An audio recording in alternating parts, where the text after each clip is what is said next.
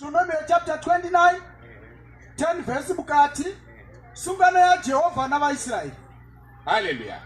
Toda mbotaura nyaya yesungano. Tinombonzi sungano chi.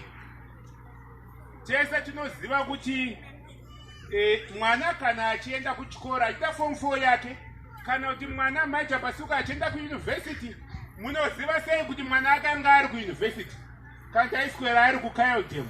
Handitika pane chimwe chinhu chamunofana kuona chichiuya nemwana. Anouya nechi? Anouya nechitupa. Handiti anouya nechitupa chaanenge akabata chinoita kuti muzive kuti zveshuwa mwana akayambuka. Haleluya. Kana newe pana Jehovha unofanira kuva nechitupa chinoita kuti Jehovha azive kuti wayambuka. Haleluya. Kana pasina chitupa hapana zvauri kushandira mudikani. Handiti 10 verse. Mumire nhasi mose pamberi paJehovha Mwari, vatungamiriri venyu, namarudzi enyu, navakuru venyu, navatariri venyu, ivo varume vose vaIsiraeri. Tese ngatimire pamberi paJehovha zvakakwana. Vakuru kubva kuvakuru chaivo, isusu vakuru vedu tese timire, varume tese timire. Tine tariro yakakwana pamberi paJehovha. Mwari anenge ane zvimwe zvaanenge achida kutiitira. Tiri pakunamata. Isusu vakuru tinofanira kunyatsomira takati twi pamberi paJehovha. Kwete kuti vakuru toenda kunonamatira mwana, tine zvimwe zvatinenge tinazvo kubvutsi kwedu. Mwana anogamuchira ruponeso here?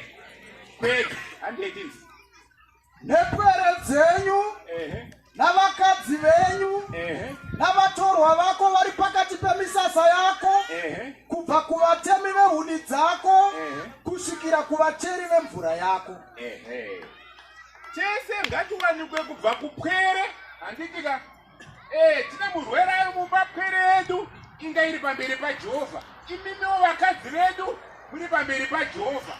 Naye mushandi wepamba ari pamberi paJehovha. Haikona kuti pamba pari kubatwa munamato. Uyu mushandi wepamba ogoenda kubhawa ozodzoka manheru. Munamato unofamba here pamba? Tese tinofara kuenda pamberi paJehovha kuti Jehovha agone kungoisa switch yake on. Haleluya. Kuti upinde pasungano ya Jehovha Mwari wako, na pakupika kwake kwaanokupikira nhasi, ndiye Jehovha Mwari wako. Haleluya. Ndokuti tinoda kuti tozowanikwa nokupinda mukati mesungano naJehovha. Tipinde mukati mokunyatsoenda pamberi paJehovha kuti zveshuwa takwanira pamberi paJehovha. Jehovha achatibvunza kuti uri kumboda chii pameso pangu. Towanikwa nokukwanira pamberi paJehovha. Ngatiite sungano, chaiyo sungano yakakwana pamberi paJehovha. Vana vaIsiraeri vakaita sungano naJehovha. Vakaenda, Mwari akaburuka, ndobva ataura navo tese tinoziva.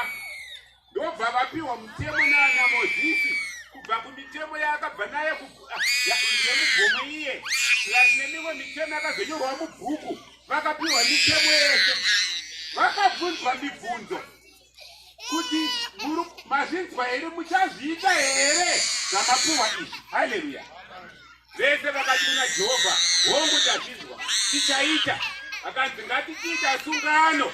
Haleluya. Ngatiita sungano. Pakatorwa chipfuyo ndobva chaurayiwa. Ndobva vasaswa ropa vese. Haleluya. Vakasaswa ropa vese. Ndobva yava sungano naJehovha iyoyo. Ndo sungano yokutanga iyoyo. Sungano yakare yokuti titeere mutemo waMwari. Haleluya. Titeere mutemo waMwari tisingautyore, tisingabhe sveyame mukati mokufamba kwedu. Vakaichengeta here?